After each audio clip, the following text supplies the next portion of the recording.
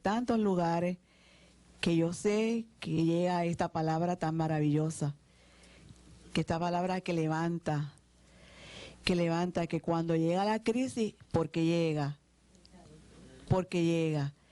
Sabemos que hay momentos, como decía la declaración que estábamos cantando ahora, que no podemos hablar nada ni decir nada, necesitamos palabras para hablar.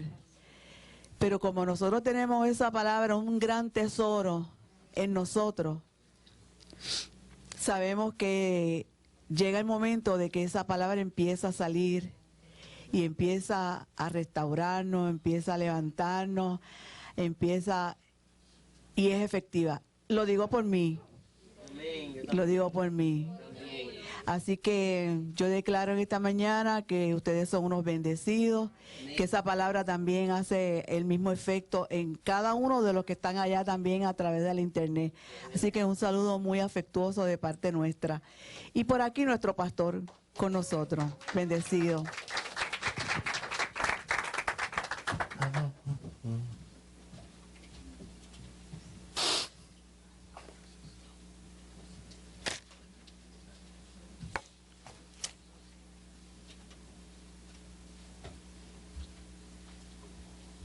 Vamos a mirar ahí en Efesios 2.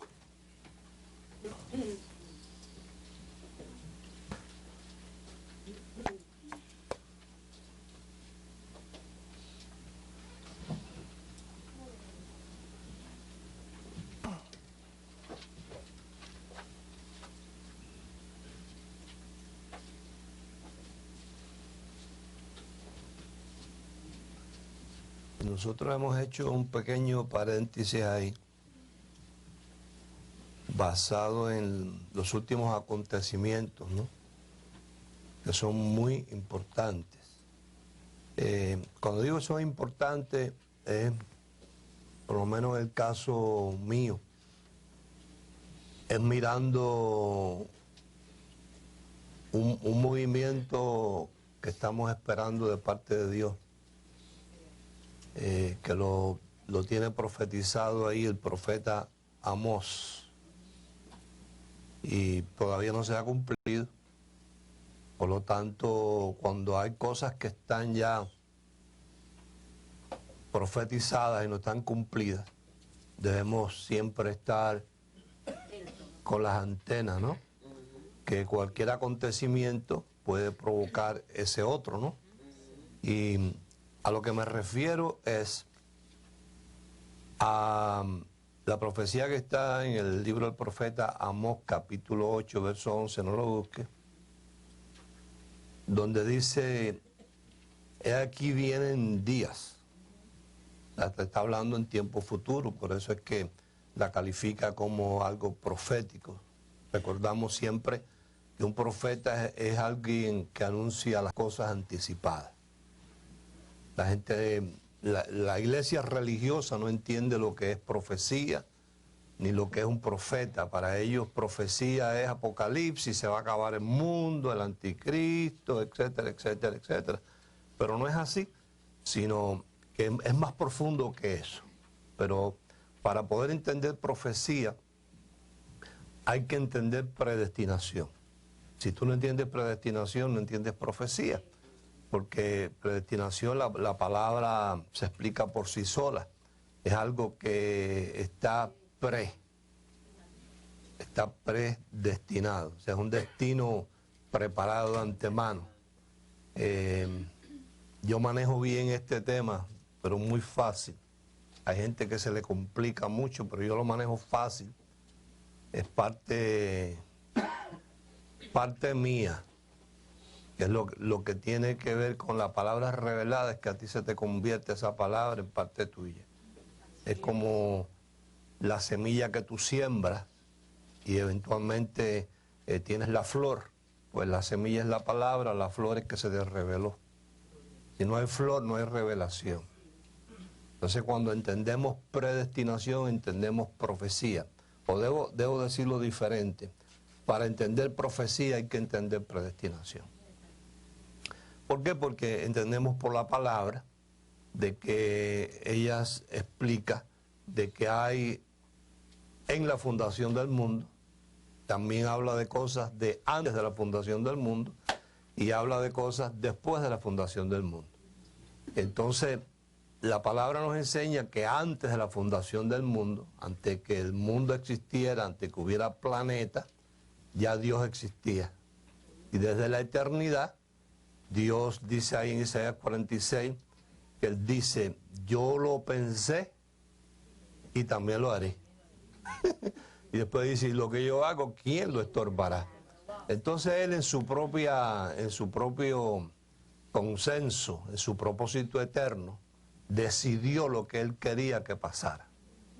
Claro, dentro de eso no estamos hablando de las decisiones nuestras, que esas no son decisiones que Dios hizo para que pasara, sino son decisiones nuestras por nuestro libre albedrío. Pero en cuanto a lo que es el plan de Dios en sí, que Él lo encerró en un reloj profético, esas son cosas que están establecidas. Por eso es que la Biblia nos enseña que cuando Él terminó toda la creación, la bendijo y la santificó y reposó. Quiere decir que Dios no comenzó esto que nosotros estamos hablando de adelante para atrás, sino de atrás para adelante. A través de los muchos años he conocido mucha gente, específicamente pastores, que han tenido dificultad con entender esto que yo acabo de decir. O sea, Dios para reposar, en el principio reposó. Diga, en el principio reposó. Bueno, si Él puede reposar en el principio, quiere decir que de ahí en adelante todo estaba hecho. Porque si Él en el principio no había hecho nada, sino iba a empezar a hacerlo, quiere decir que todavía está haciendo. Entonces no podía reposar. Pero entendiendo que Dios no es como nosotros, entendiendo de que Dios no vive aquí abajo, sino en un espacio llamado eternidad, Dios lo que hizo fue que se trasladó al final y empezó a establecer, diga establecer, todas las cosas de atrás para adelante. Cuando llegó adelante, que era el principio, dijo, terminé.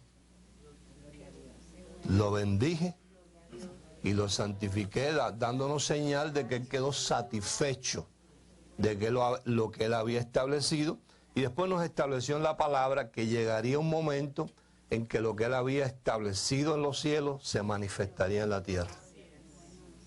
Entonces, la dificultad que tiene la gente para entender la profecía y a los profetas es eso, porque ellos no entienden que el profeta, cuando va a profetizar, no mira abajo, sino el profeta mira lo establecido, no lo manifestado.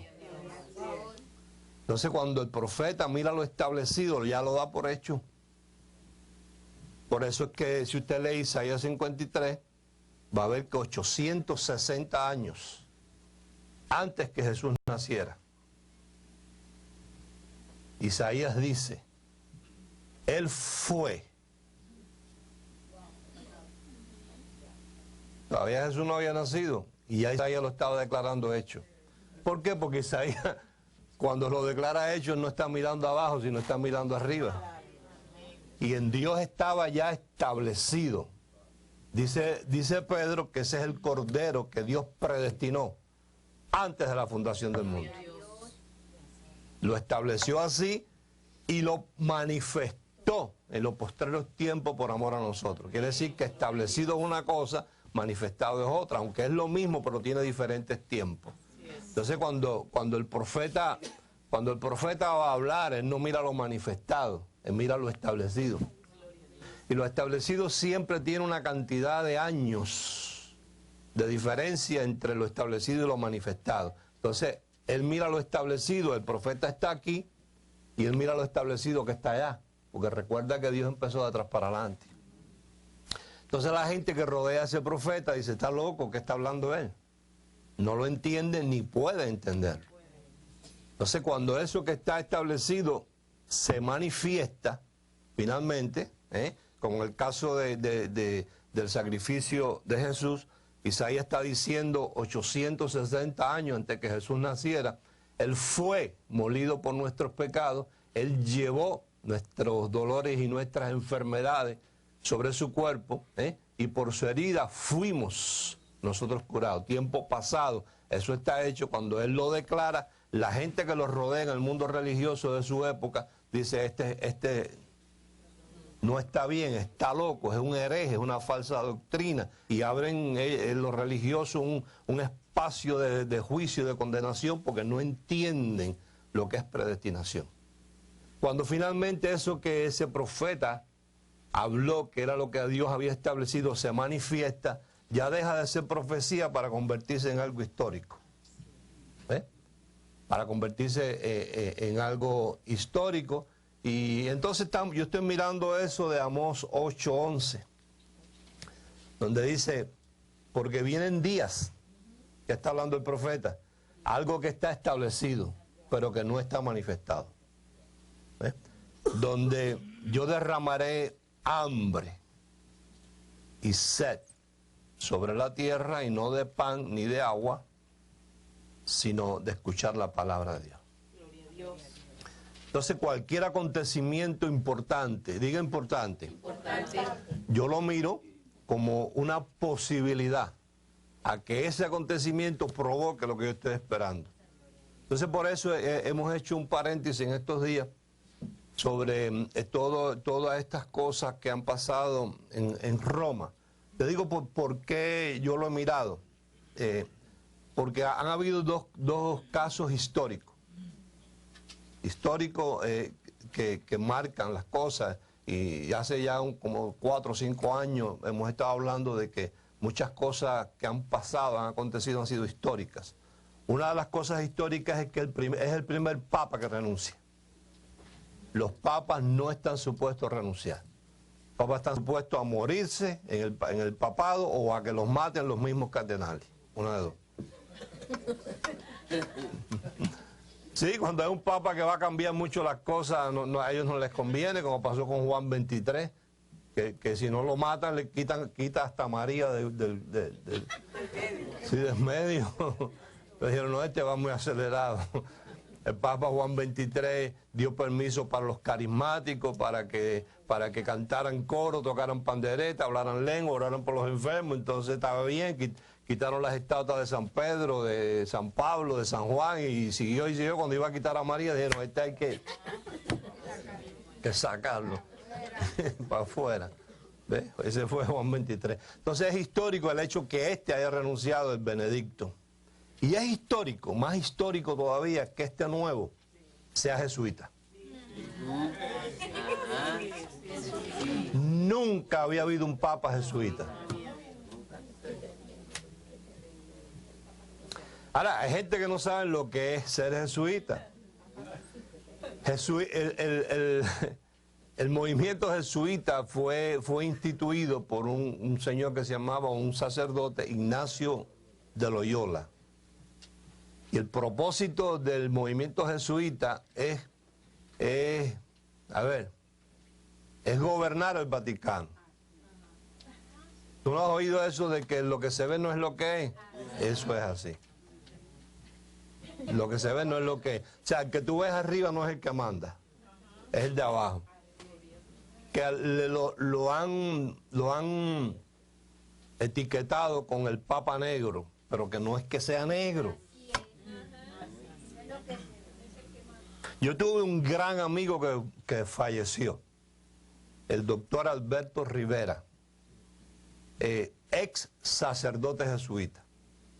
Él fue jesuita, de los de adentro jesuita, y conoció después al Señor Jesucristo y abandonó la iglesia, e inclusive era predicador, y nosotros hace muchos años lo invitamos con nosotros a venir a predicar a la iglesia. Estuvo con nosotros en varias ocasiones cuando estábamos en Pan Avenue, casi comenzando, y éramos buenos amigos, muy buenos amigos. Y lo que me contaba Alberto del movimiento jesuita, que muchas cosas de las que suceden por ahí en los países, escándalos dentro de las iglesias evangélicas son provocados por ellos. Como que le siembren una mujer a un pastor importante dentro de la iglesia. Como que haya escándalos de robo dentro de una iglesia. Son gente que se han infiltrado dentro de esos lugares, y para crear escándalo con el propósito de que la gente pierda la fe, eso es todo. Problemas de revoluciones, inclusive de guerras en los países, vemos cardenales en distintos países metidos en guerrilla y cuántas cosas de esas. Esos son los jesuitas. Entonces el hecho de que además de que es argentino,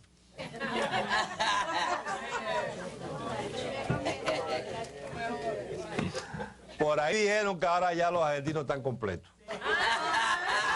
Porque según ellos ya el Mesías era argentino, Dios era argentino, lo que le faltaba era el Papa. Y ya tenían el paraíso también, que era Argentina, vaya, por favor. Pero el hecho de que este sea jesuita es histórico. ¿Ves? Entonces, ¿qué tengo yo que ver con todo eso? Bueno, que yo sigo ahí con la otra profecía de Daniel capítulo 2, que fue la visión que tuvo el rey Nabucodonosor y que Daniel se la interpretó, donde Dios le mostró a este rey que vendrían 5 reinos. El primero era el de él, que era Babilonia, y Babilonia entendemos que es confusión religiosa. Oído, escúchame esto apúntalo por ahí con un asterisco. Todo va a terminar donde comenzó. Todo va a terminar donde comenzó. O sea, Dios nunca va a dejar las puertas abiertas sin cerrarlas primero.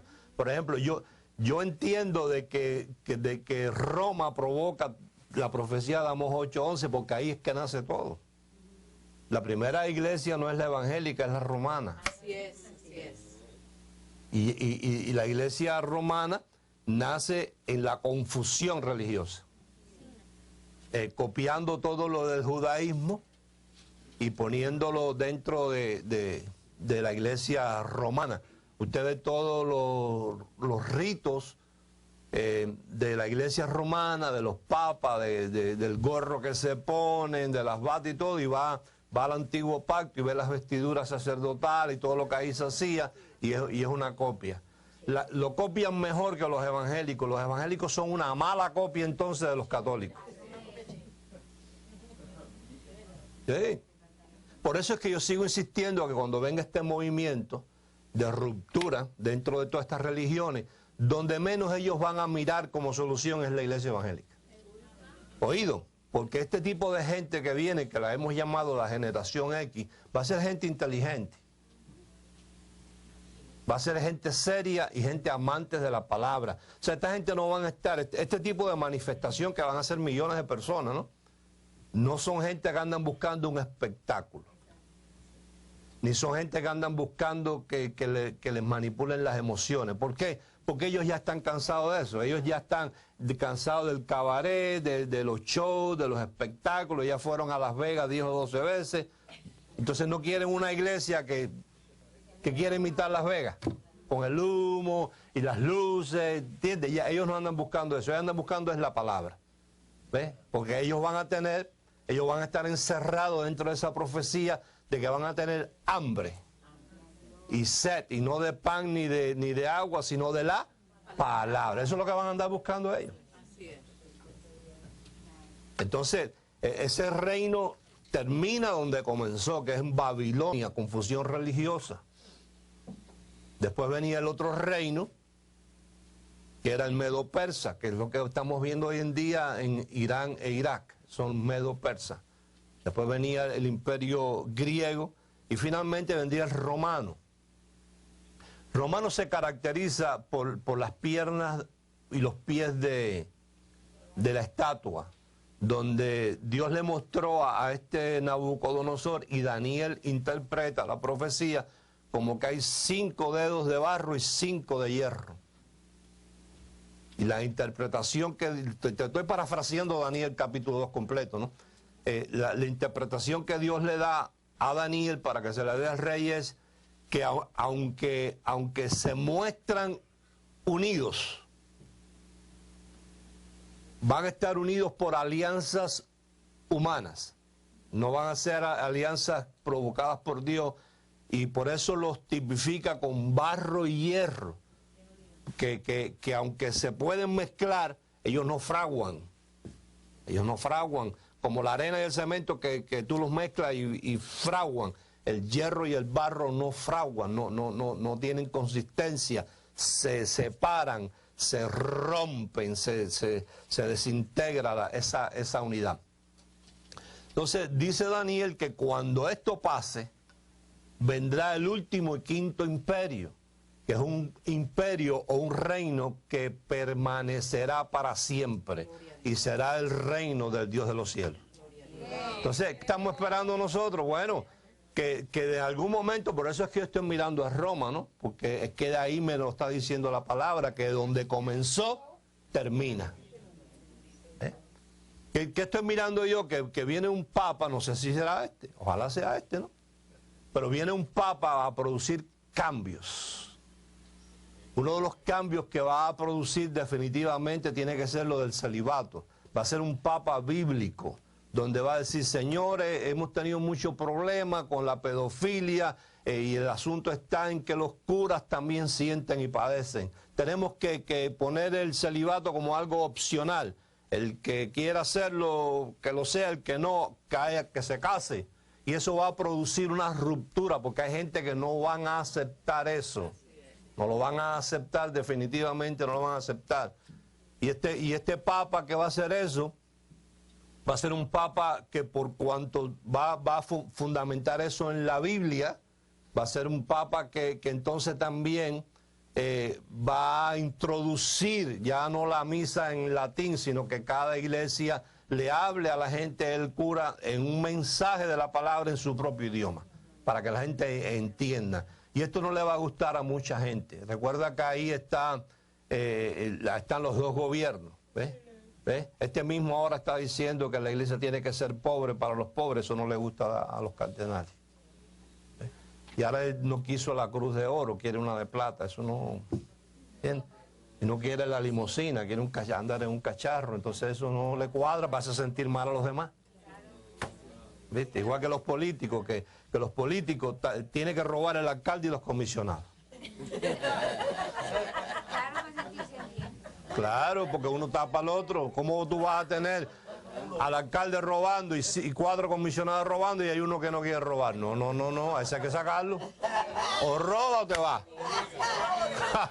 Pues entonces este con sus cositas que ya empezó, no, lo que quiere es una cruz de plata, no quiero oro, no quiero limusina, quiero un cacharro. Y eso de que la iglesia tiene que ser pobre, no, eso no le cuadra al resto. ¿Entiendes? Entonces, uno mira esas cosas viendo que viene una ruptura. Y dentro de esa ruptura viene porque van a ser millones de personas. No viene solamente ahí, vienen todas las demás religiones. Ya la gente en el Islam están cansados de estarse poniendo bombas y matándose a nombre de otro. ¿Entiendes? Y ya los Hare Krishna están cansados de... Mira, y el domingo pasado dijimos algo aquí y después me enteré. Me dieron un chisme. De 2 hermanas que se fueron de aquí, quisieron estar juntas un ratico y dijeron, vamos a comer una cosita. Entonces se dirigieron a un restaurante que es más o menos lo menos malo, que es el Subway. Que tú te puedes comer ahí un pan con vegetales nada más, ¿no? Y es bastante saludable. Sí. Pero de alguna forma algo pasó que le cerraron el Subway. No pudieron entrar al Subway y terminaron en otro lugar, ¿no? Entonces, ellas lo que querían estar un ratico declarando la palabra y demás, y se pusieron una mesita ahí a declarar la palabra, y el hombre que está en el restaurante se da cuenta de lo que ellas están haciendo y se le acerca. Ah, ustedes son cristianas, qué sé yo, qué sé cuándo. Ah, sí, no, porque me di cuenta que estaban ahí orando. Dice, yo era cristiano o soy cristiano, pero me cansé. Me cansé. Y mencionó el nombre de 2 predicadores muy famosos, uno de aquí, otro de por allá de Centroamérica. Dijo, esa gente a mí no me engaña, esa gente son unos estafadores. Bueno, y por ahí abrió la boca, tengo entendido, y habló de esa gente, que no voy a mencionar los nombres, ellos no, pero dando fe de que lo que estamos hablando es eso. Viene una generación X. que se compone, mira, es una masa que sale de los católicos, sale de los musulmanes, sale de los Hare Krishna, sale de los evangélicos, que están metidos ahí, gente que le están diciendo a Dios, pero es que esto no puede ser tu evangelio, por esto no puede haber muerto Jesús por lo que están haciendo esta gente aquí, pero que dicen, bueno, ¿y qué hago? ¿A dónde voy? Bueno, esa gente tienen hambre, oído, y gente que no están en ningún lado, pero hablan con Dios todos los días. Ay, tú no sabes las críticas que yo recibo por esto que yo digo. Y cómo me bombardean por ese internet. En estos días me mandó un pastor por aquí, déjame ver. Que no le contesté, yo no las contesto. Ahora con lo del Papa, dice este pastor, me voy a reservar su nombre, ¿no? El anticristo está aquí. Refiriéndose al Papa. Pero yo hoy le voy a contestar. Porque si él me está diciendo esto, porque él ve, ¿cómo se llama? ¿Verdad? Le voy a contestar, a ver. Le voy a contestar por la palabra. Primera de Juan le voy a contestar, mira. Que él lea ahí, porque parece que no ha leído eso ahí. Que venía que el anticristo ahora, ahí, con el Papa ahora, Entonces, yo voy a leer en Primera de Juan, capítulo 2. Primera de Juan, capítulo 2.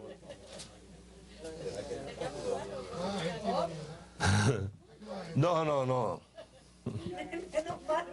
Verso 18. Entonces, al reverendo que usted me escribió, hermano pastor, hermano reverendo, porque así se firma, reverendo tal, yo le voy a ir simplemente a leer esto, que dice aquí en Primera de Juan, capítulo 2, verso 18, y ahí nos colocamos en el tiempo, ¿ok? Dice, hijitos, ya es el último tiempo, o sea, Juan está hablando del tiempo que él está viviendo. Y según vosotros oíste que el anticristo viene, así ahora, en el tiempo que él vivía, ahora, una hora de Juan, han surgido muchos anticristos. Por esto conocemos que es el último tiempo. O sea, en ningún lugar de la Biblia dice que va a venir un anticristo, un solo hombre. Muchos anticristos. Entonces, dice, ¿quién será el anticristo? Bueno, más adelante te dice quién es, el verso 22. Dice, ¿quién es el mentiroso? Sino el que niega que Jesús es el Mesías. Ahora yo te pregunto, ¿quiénes son los que niegan que Jesús es el Mesías? ¿No son los judíos? Sí. Ahí está entonces. ¿Y cuál es la característica del judaísmo? La obra. Entonces todo aquel que sigue obrando, lo que está diciendo es y negando que ya lo que Jesús hizo fue suficiente. Ese es el espíritu del anticristo. Entonces el anticristo no hay que buscarlo ni en Roma, ni en Europa. Está en los púlpitos de las iglesias. No sé si a él le cuadre, ¿no? Dice, ¿quién es el mentiroso sino el que niega que Jesús es el Mesías? Este es anticristo. El que niega al Padre y al Hijo. Ese es, no es el Papa. Entonces, ojalá le sirva, ¿verdad? Que se ponga a tono en el tiempo. No es que viene el anticristo, ya el anticristo está hace añísimo. Todo el que lo niega a través de la obra, ese es el espíritu del anticristo. Entonces, bien, vamos allí a Efesios 2. Efesios capítulo 2. Mucha tranquilidad le ha producido esto que hemos estado compartiendo a mucha gente en cuanto a sus familiares se refiere. Dice en el verso 14, porque Él es nuestra paz, que de ambos pueblos hizo uno. Entonces la semana pasada explicamos que Dios tiene dos pueblos y de esos dos pueblos hizo uno. Entiéndase, un pueblo Israel. Un pueblo Israel. Otro pueblo los gentiles. Un pueblo Israel, otro pueblo los gentiles. Entiéndase por gentiles, árabes, vaya, cubanos también, hondureños, colombianos, moabitas, amorreos, filisteos, todos los feos, todos.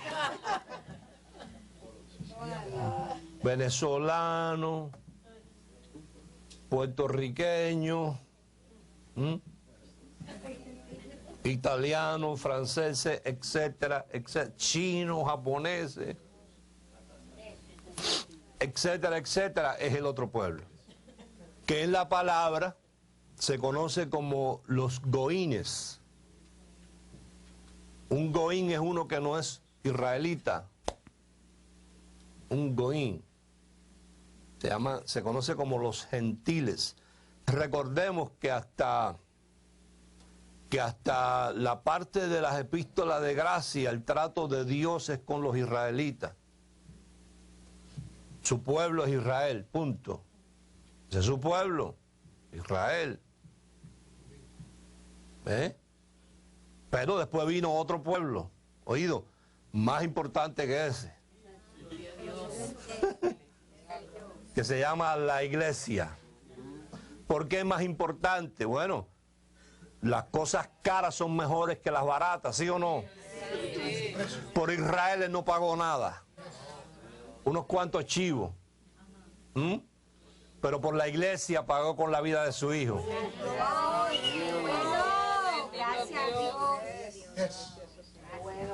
Entonces si yo te saludo y te digo, carísimo mío, te estoy diciendo que tú eres un caro. Tú eres muy carísimo. Tú costaste caro, caro, caro, caro.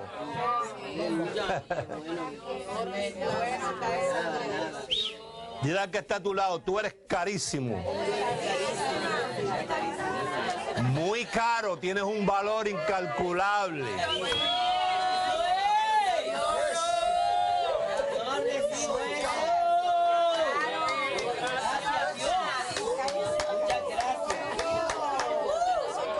Eso me sirve mucho.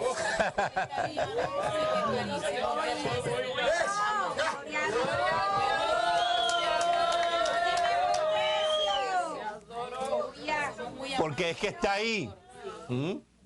De ambos pueblos hizo uno. Ese uno es la iglesia. Y la iglesia es la única por la cual Dios paga un precio, punto. Eso es todo, esto está claro ahí. Eso está claro ahí. Tú ves desde el principio, cuando nace toda la historia de la humanidad, tú ves a Abraham ahí haciendo pacto con Dios y Dios diciéndole, tráeme ahí unas becerras, tráeme unas palomas, tráeme ello, tráeme lo otro y pártelo en 4 pedazos y qué sé yo, eso. Con Moisés, tráeme un cordero, ese cordero lo matan, ponen la sangre aquí. Con Salomón, a Salomón hasta mató una vez 5,000 bueyes. Animales, animales, animales. Oh, pero cuando llegó contigo,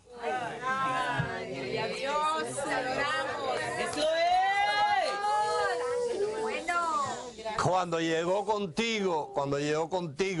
contigo, buscó allá arriba y abajo un precio semejante a lo que tú valías para él. Y ni juntando todos los ángeles, todos los querubines, todos los serafines, todos los bueyes, todos los búfalos del mundo entero, cuando él lo comparó dijo, no compara el precio de ellos, porque es que a ellos yo los hice a mi imagen y mi semejanza. Entonces solamente uno como yo los puede comprar a ellos.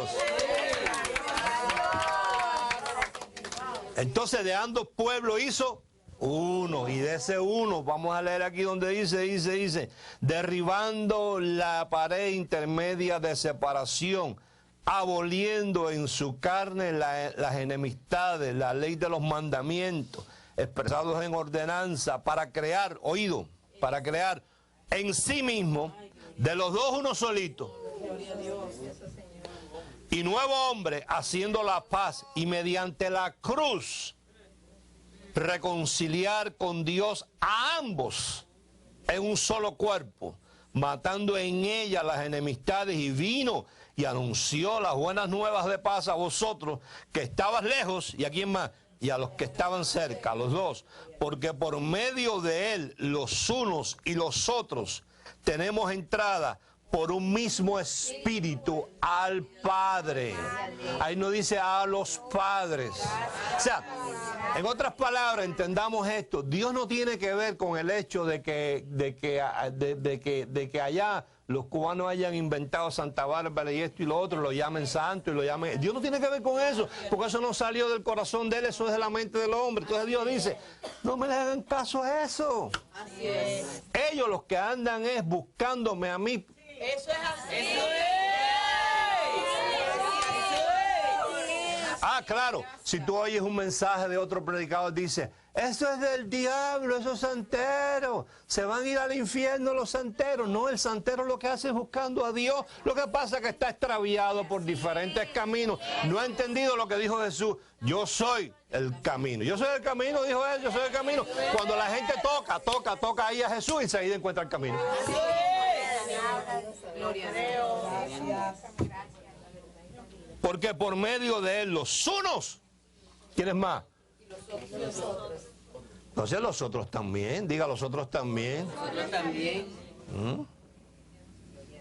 Los unos y los otros tenemos entrada por un mismo espíritu. ¿A cuántos padres? Uno. Un padre. Un padre. Tú preguntas ahí arriba, ¿y cuál es ese padre? Dice, un solo Dios. Ah, preguntas aquí abajo y uno le dice Chi, el otro le dice Alá, el otro le dice Krishna y otro le dice... Pero ahí arriba es otra cosa, diferente aquí abajo. Lee conmigo en Primera de Pedro.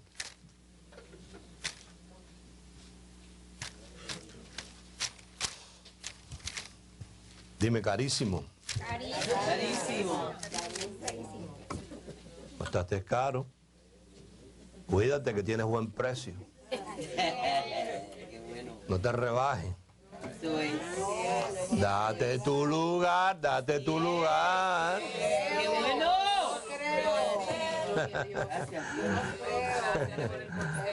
Tú tienes tremendo precio. Tú no eres de casa de empeño, tú eres de... De la loza, de la loza. ¡Adoro, Dios! Pagó el precio completo. ¿Cómo se llama el barrio ese que está por ahí arriba, que es muy caro por ahí arriba? Bell Harbor, tú eres de Bell Harbor. Tú no eres de Pulguero.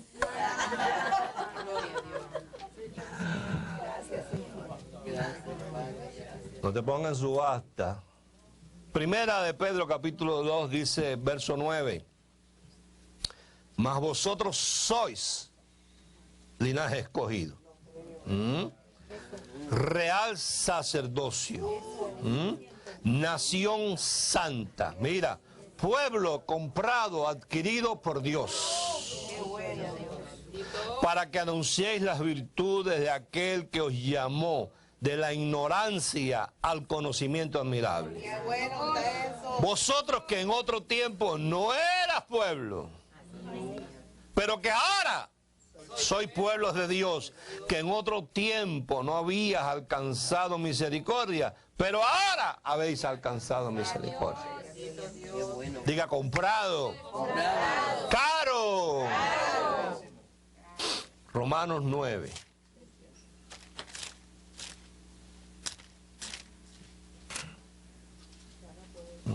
¿Ya te puedes ir para la casa? Allí te estaré esperando yo. Romanos 9, verso 25.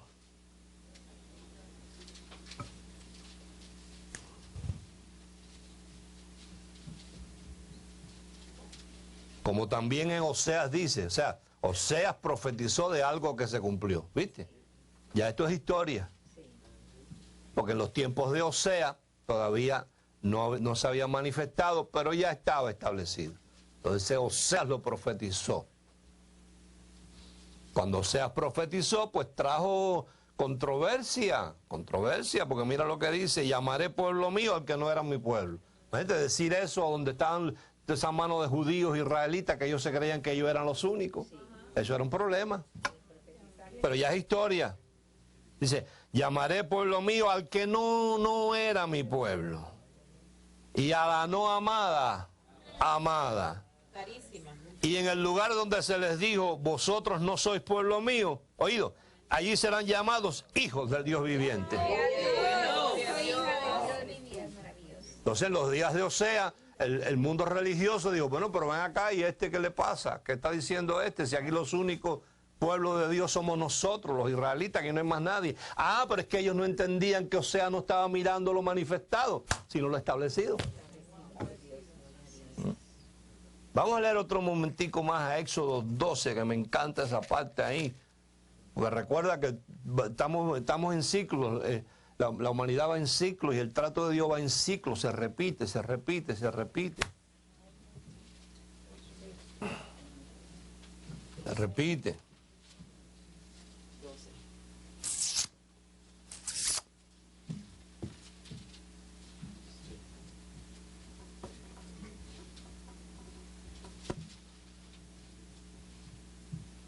Verso 37. Éxodo capítulo 12, verso 37. Y tomamos esto como nos dice Pablo en 1 Corintios 10, que todo lo que le aconteció a ellos nos sirve a nosotros como ejemplo. Para poder entender.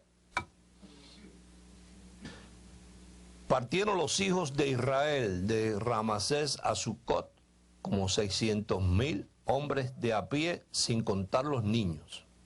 Oído, esto es clave aquí, mire.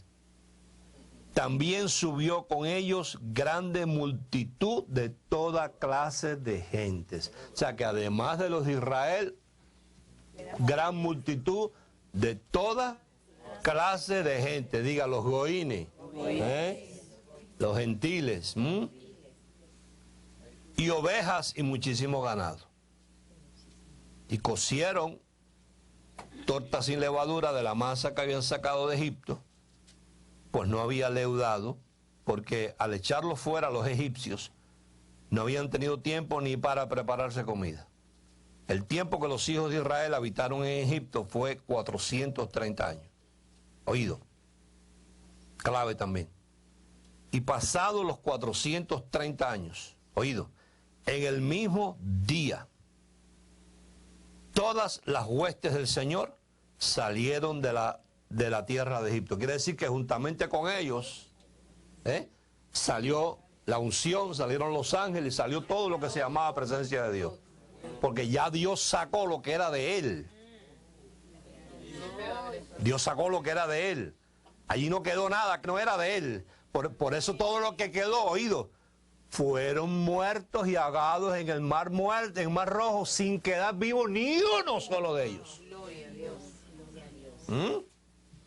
Se sucede que pasa igual o debe pasar igual que cuando tú entras y sales a un lugar. Que cuando entras tú, entra la unción. Y cuando te vas tú, ella se va. Eso es. Yo lo creo. Bueno. Gloria a Dios. O sea, hay que vivir con una conciencia así, de que cuando tú entras a un lugar, sea tu trabajo, sea una escuela, sea un negocio, sea un lugar que tú vas a hacer una gestión, hacer un papeleo, lo que sea, tú tienes que ir consciente que contigo va la unción. Y que esa está dedicada y llamada a destruir yugos y a levantar carga. Se supone que cuando tú entras a un lugar, tú vayas destruyendo yugos y levantando cargas. Creando un ambiente a tu alrededor. Que la gente cuando tú entres deja lo que está haciendo para mirar a ver qué fue lo que entró por ahí. Si tú entras a un lugar y pasas desapercibido, quiere decir que tú estás, como dice Tres Patines, estás fulimuñín. Elevar esa conciencia a eso. No estás en nada, va. Gloria a Dios. Para los que no saben, allá en otros países, Tres Patines es un cómico cubano que murió hace muchos años. ¿Entiendes? Entonces, lo primero que hay que crear conciencia, que tú eres cargador de eso. Así mismo es. Gloria a Dios. Y que dice la palabra ahí, mirar cuán bueno y cuán delicioso es habitar los hermanos juntos en armonía, porque la armonía es la que crea un ambiente agradable para la unción, porque es como el buen ungüento que desciende por las barbas y las vestiduras del sacerdote, y según va caminando va salpicando. Gracias. No se supone que cuando uno entra al lugar cierre puertas, sino se abran. Gloria a Dios. Que el favor de Dios se active en ese lugar a causa de la unción, y que cuando tú te vayas, la gente que está allí, se quedó allí, se dé cuenta que cuando tú entraste fue una cosa y cuando te fuiste fue otra, aunque ellos mismos no sepan explicar qué fue lo que pasó. Inclusive hayan hecho cosas por ti que ellos ni entiendan cómo fue que ellos hicieron eso por ti. Gracias, gracias. Porque para eso es, pero primero hay que tener la conciencia de que es así. De que tú tienes que ser consciente de que aquí voy entrando yo. Gloria a Dios. Y conmigo. Que está en Porque te digo algo. Cristo. Escúchame. Secreto. La unción no tiene otro lugar donde habitar. Gloria a Dios. Así es. Si no puede habitar en ti, se tiene que ir. Así es, eso es. Porque ese dicho de los religiosos, la unción está aquí, no, la unción está es aquí. Y cuando yo entré, llegó aquí. Pero cuando yo me fui, se fue de aquí. Yo lo creo que es así. ¿Entiendes? Y pasados los 430 años, en el mismo día, no mañana, en el mismo día, todas las huestes del Señor salieron de la tierra de Egipto. Claro, si se fueron todos los israelitas y toda cantidad de pueblos con ellos que eran pueblos de Dios. Lo que quedó allí. Entonces, dice, es noche de guardar para el Señor por haberlos sacado en ella de la tierra de Egipto. Esa noche deben guardarla para el Señor todos los hijos de Israel en sus generaciones. Y el Señor dijo a Moisés y a Aarón, esta es la ordenanza de la Pascua. ¿Qué es Pascua? Cordero sacrificado, la cual trae enormes beneficios. Dice, ningún extraño comerá de ella.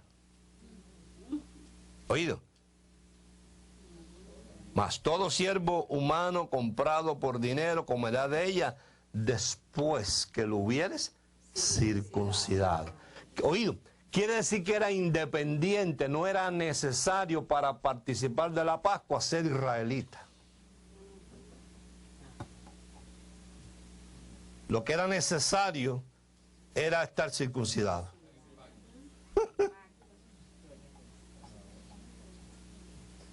Los beneficios de la Pascua, para comer de la Pascua, no era necesario o indispensable ser israelita. Lo que era indispensable, fuera israelita, fuera cubano, fuera italiano, fuera lo que fuera, era que fuera circuncidado para poder disfrutar y gozar de los beneficios del sacrificio del Cordero. Ahora entiéndase, en esta dispensación, en esta, y que esto nos sirve como ejemplo.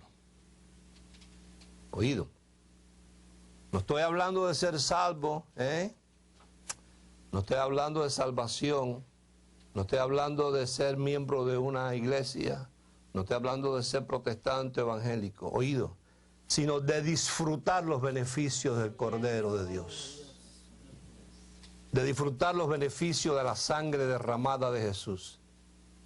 El requisito es que nuestro corazón esté circuncidado por la palabra de gracia. Igualito. Tú para ser iglesia de ese pueblo que de dos hizo uno, no necesitas ir a un lugar físico. Y cualquiera me puede decir, pastor, entonces la gente no va a venir aquí. Que no venga. ¿Cuál es el problema? Dios se va a caer de donde está si no viene la gente aquí. Entonces, Dios sigue en el mismo lugar y yo en el mismo lugar igual. Dice, verso 44, mas todo siervo humano comprado por dinero comerá de ella después, diga después, que lo hubiese circuncidado. Oído, te voy a decir algo. Hay cantidad, millones de religiosos dentro de la iglesia evangélica que no disfrutan los beneficios del sacrificio de Jesús. No lo conocen. No se les explica. Oído, y a la mayoría de los predicadores no le conviene que ellos los aprendan.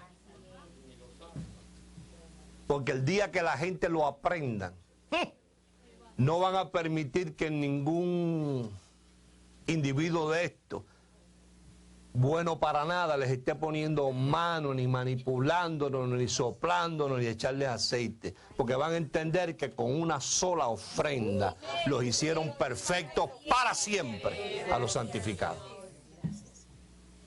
Y que nadie que se considera carísimo se rebaja a ese plano. Porque los ricos entonces, ¿cuánto pagaron por ti? No, por mí pagaron la vida de Jesús. Ah, es que por mí también. Entonces tú y yo tenemos el mismo precio. ¿Cuál es la razón que eres tú que me tienes que poner en mano a mí? ¿Por qué no te las pongo yo a ti? Eso se llama una revolución dentro de la iglesia. Por eso somos tan criticados, porque nos están diciendo constantemente que nosotros estamos siempre pinchando a la gente para que la gente se rebele. Bien. Verso 48. Mas si algún extranjero, y ahí pudiéramos abrir un paréntesis, entiéndase musulmán. Voy a buscarme más candela, a ver. Mas si algún extranjero, entiéndase musulmán, entiéndase rayado en palo, entiéndase palero, entiéndase brujo, entiéndase santero, entiéndase espiritista, entiéndase Hare Krishna, entiéndase budista, entiéndase ateo. Y voy a dejar el paréntesis abierto porque se me escapan muchas. Morare contigo y quisieres celebrar la Pascua para el Señor, séale circuncidado todo varón y entonces la celebrará. Entonces quiere decir que si un santero viene, yo no tengo que decirle al santero, no hermano, tienes que... No, hermano no, no, amigo.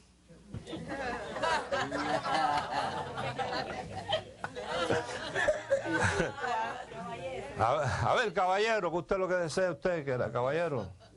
Bueno, yo lo que deseo es tener los beneficios de Jesús que murió por los hombres. Yo no puedo decirle, bueno, tienes que ir a tu casa, votar la Santa Bárbara, votar el Leguá, votar esto. No. Eso se le deja tranquilito. Lo que hay es que sentarlo y decirle, tú sabías que tú eras un bendecido desde antes de la fundación del mundo. Tú sabes el precio que Dios pagó por ti. Tú sabías que tú eres carísimo, que tú eres un escogido de Dios, que tú estás perfecto, que tú estás completo, que no te falta nada. Y cuando tú lo enloquezcas con esa maravilla de lenguaje, óyeme, ya tú lo estás circuncidando y ya le empiezas a disfrutar de los beneficios de Jesús. Y despreocúpate que Él solito. Un día se da cuenta, porque ya su atención va a estar dirigida a aquel que dio la vida por él, aquel que derramó la sangre, aquel en el cual él recibe beneficios de la sangre derramada, y él ya le perdió el interés a... Oído, te habla la experiencia. Él andaba buscando. Mira, a mí me pasó así mismo. Mientras venían los evangélicos, tienes que botar esa prenda de brujería porque te vas a ir al infierno. Yo la ponía más grande. Pero cuando me encontré con el caballero del Calvario, y puse mi atención en él y empecé a conocerlo a través de la palabra, ya le pasaba por al lado a la Caridad del Cobre, a la otra, de Guay, no me acordaba ni que estaban ahí. Y un día caí en sí, me di cuenta y dije, uy, ¿yo qué hago con todo esto aquí? Ven acá, espérate. Sin que nadie me dijera nada, yo mismo los eché en el carro y fui para allá, para donde había un barranco, un precipicio, ahí los tiré y me puse y dije, coño, es verdad lo que dice la Biblia.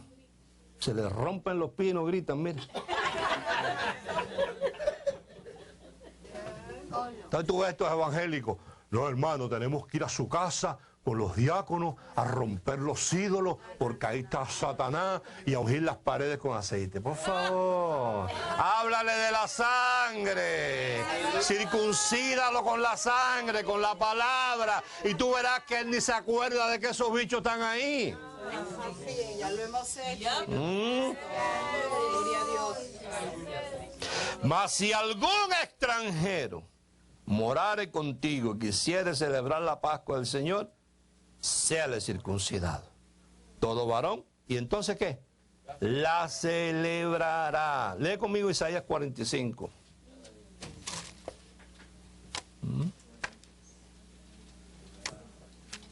Dios no tiene dueño.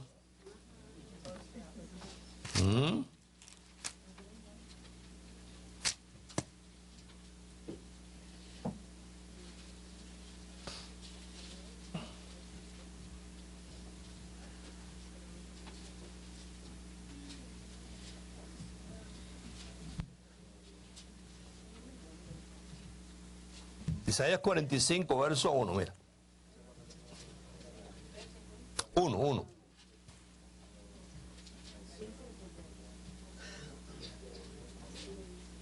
sea, Dios es un Dios de romper patrones constantemente.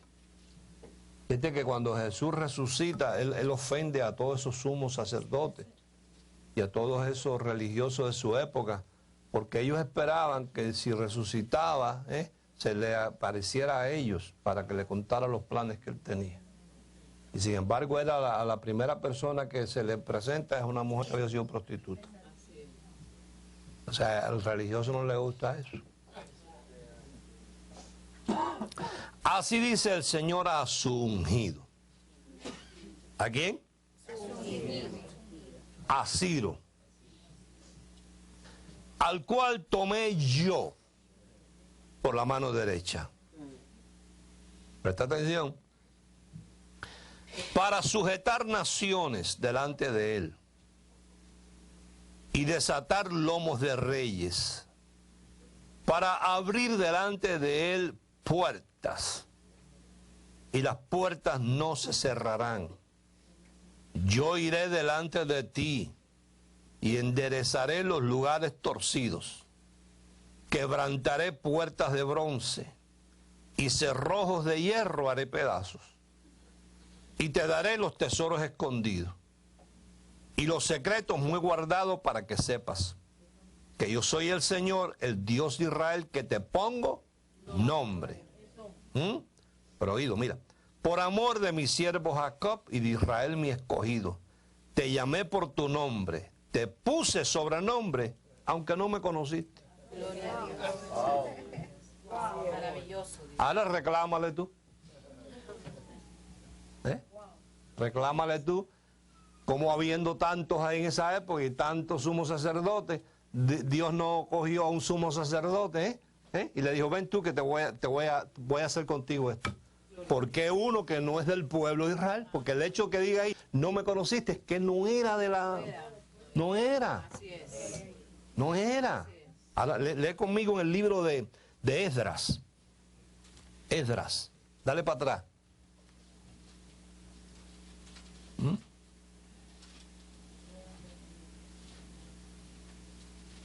Está después el segundo libro de Crónica.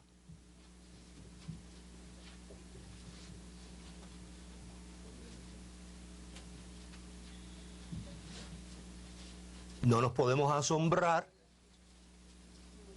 de las cosas que Dios hace o quiera hacer. No podemos ponernos a catalogar ni ponernos a hablar, ni ponernos a criticar. No, sino Dios lo hace y Él puede hacer lo que Él quiera, por favor. ¿Ya lo encontraste? Sí. Esdras capítulo 1, verso 1. O sea, están ellos ahí en una situación donde han sido destruidos los muros de la ciudad de Jerusalén, ha sido destruido el templo. O sea, hay dos personajes. Está Esdras, que va a ser el encargado de reconstruir el templo, y está Nehemías, que va a ser el encargado de reconstruir los muros, porque sin muro no puede haber ciudad. Dice, en el primer año de Ciro, rey de Persia. ¿De dónde era el hombre? Viste, averiguamos de dónde era, que no era de Israel. Era un persa. Te digo, era un iraní. Mahamiyá, ¿cómo es que se llama? ¿Quién es? Era un ayatollah. Mahumayá, de ahí es. Oído, pero mira esto, mira. Ve el despacio otra vez para ver si tú la... En el primer año de Ciro, rey de Persia, oído, para que se cumpliese la palabra del Señor por boca de Jeremías. ¿Cuál era el rollo? Que se cumpliera la palabra que había hablado Dios por boca de Jeremías. Y para eso era bueno el que Dios quisiera escoger. Despertó el Señor el espíritu de Ciro, rey de Persia. Ahora reclámale tú, dile, ¿por qué a un persa le despertaste el espíritu?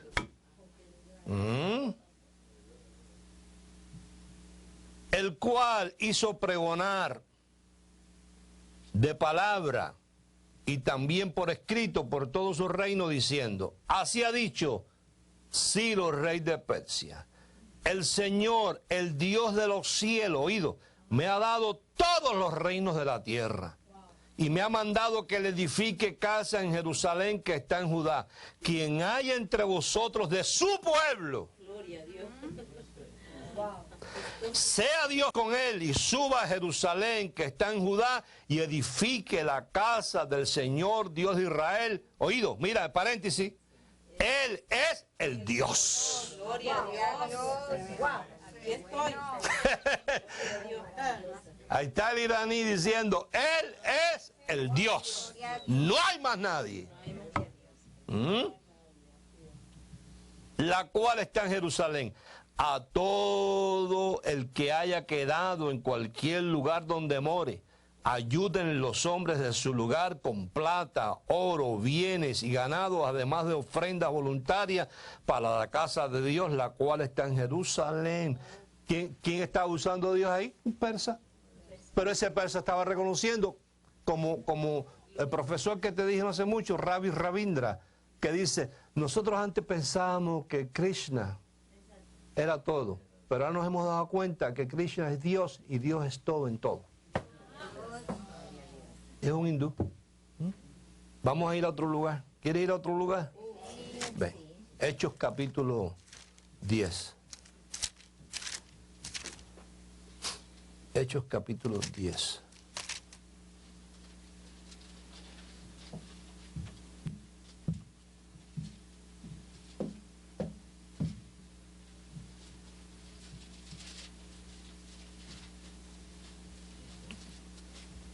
¿Ya? Bien. Verso 1.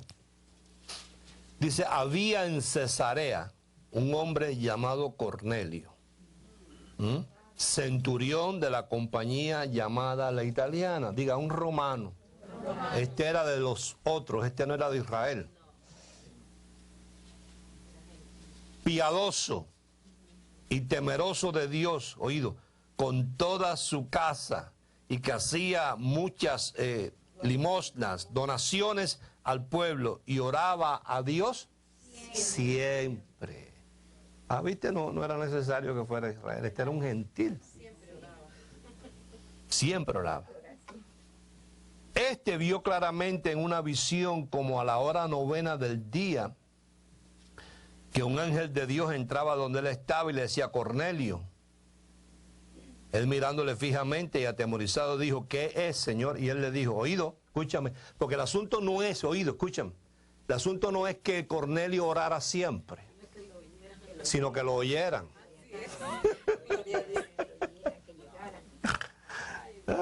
Dice, este es el ángel de Dios, de parte de Dios le dijo, tus oraciones y tus limosnas han subido para memoria delante de Dios. O sea, el asunto no es que lo orara siempre, sino que lo oyeran. Y dice ahí que sí, que lo habían estado oyendo, aunque era romano, aunque era gentil. Esta era la generación X.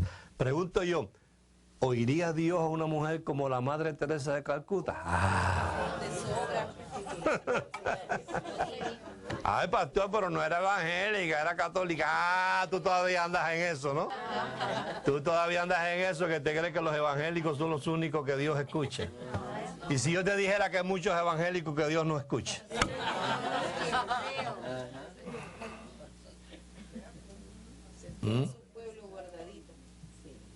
¿Y tú crees que un hombre como San Francisco de Asís Dios lo escuchaba? Oye, un hombre que Dios hasta le dio una cosa especial, que hablaba hasta con los animales, y los animales le escuchaban, entendía hasta los lobos. Hasta los lobos, cuando veían a San Francisco de Asís, cogían y venían y se postraban ahí tranquilitos como si fueran unos perritos de la casa. La unción Envía pues ahora hombres a Jope y haz venir a Simón, el que tiene por sobrenombre Pedro. Este posa en casa de cierto Simón curtidor que tiene su casa junto al mar. Oído, él te dirá lo que es necesario que hagas. Ahora, verso 9. Ahí los vamos a ver, mira, vamos a ver la generación X ahí. Al día siguiente, mientras ellos iban por el camino y se acercaban a la ciudad, Pedro subió a la azotea para orar cerca de la hora sexta, mediodía, y tuvo gran hambre y quiso comer, pero mientras le preparaban algo le sobrevino un éxtasis. Y vio el cielo abierto y que descendía algo semejante a un gran lienzo, un manto, que atado de las 4 puntas era bajado a la tierra, en el cual había de todos los cuadrúpedos terrestres y reptiles y aves del cielo, entendiéndose que Pedro era un tremendo judío, conocedor de la ley y de la alimentación conforme a la ley. Y le vino una voz, levántate Pedro, mata y come. ¿Qué le dijo? Mata y come. Entonces Pedro dijo, Señor, no, porque ninguna cosa común o inmunda he comido jamás. Volvió la voz a él segunda vez. Lo que Dios limpió, no lo llames tú común. Y esto se hizo 3 veces y aquel lienzo volvió a ser recogido en el cielo. ¿Qué le estaba diciendo Dios a Pedro? Pedro, tranquilo, que tú te crees que ustedes son los únicos. Pero por ahí tengo un Cornelio que es romano, que me ora siempre y yo lo escucho siempre y viene de camino. Y ese no es israelita ni es judío, así que te estoy preparando para cuando llegue tú lo recibas. Así es, gloria a Dios. ¿Qué nos estaba mostrando Dios ahí? Bueno, lo mismo que estamos hablando de una generación X, que Dios tiene de todos los pueblos, donde Él es el Padre de todos por un mismo espíritu. Efesios, y ahí nos vamos.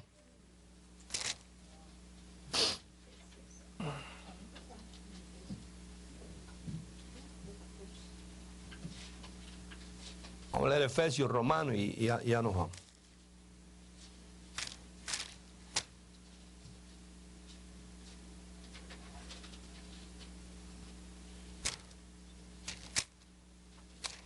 Romanos 11, Efesios capítulo 1.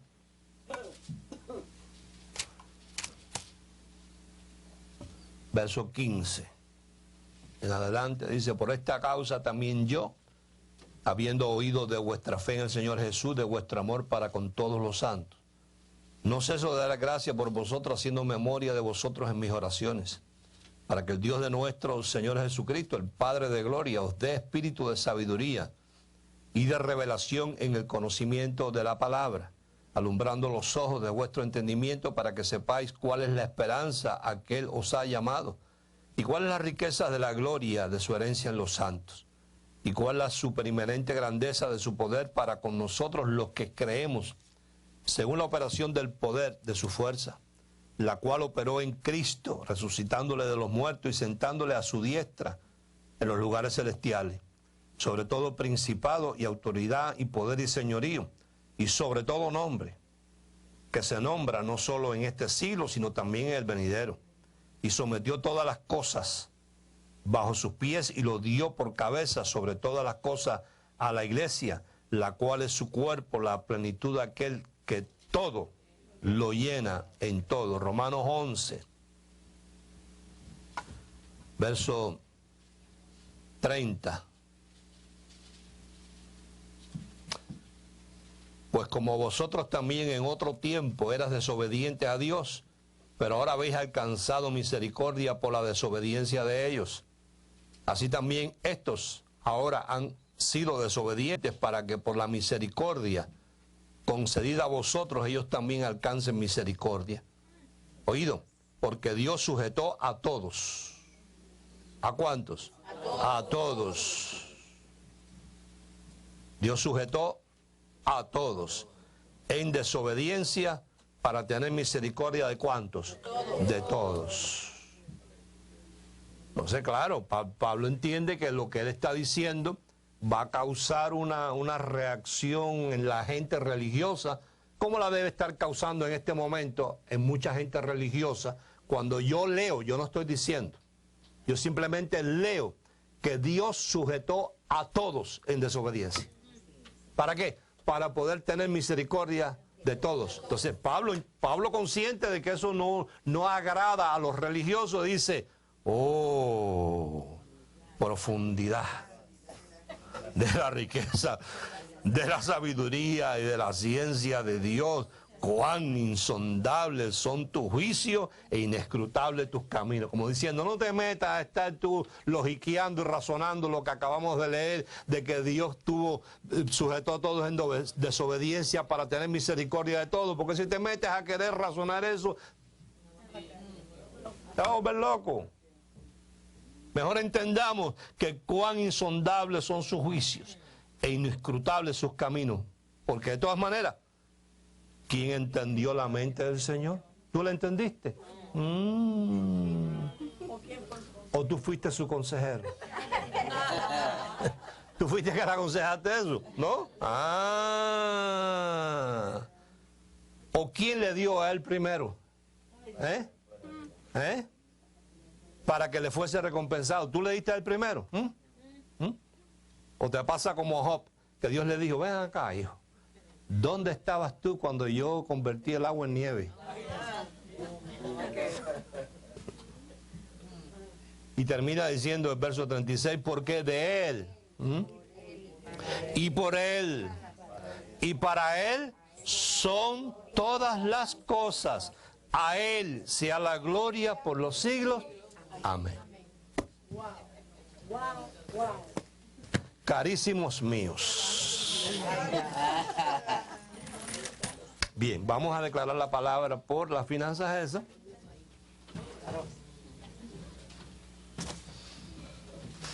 Y te vas consciente de tu valor, lo cara que eres y lo caro que eres. Padre, en el nombre de Jesús te damos gracias por tu palabra. Te damos gracias, Espíritu Santo, porque nos ayudas a ser revelada a nosotros, a entenderla un poco más cada día. Damos gracias por esta finanza y declaramos que así como el principio de la masa es santa, el resto de la masa también lo es. Declaramos salud y declaramos que este pueblo disfruta de tu paz en todo momento y de tu quietud. Y que sea algo que esté presente en nosotros, que no importa lo que a nosotros nos sorprenda, que entendamos que para ti no es sorpresa, que ya tú estuviste ahí y así como la situación se presenta, así tú también tienes la solución. Te damos gracias en el nombre de Jesús. Amén.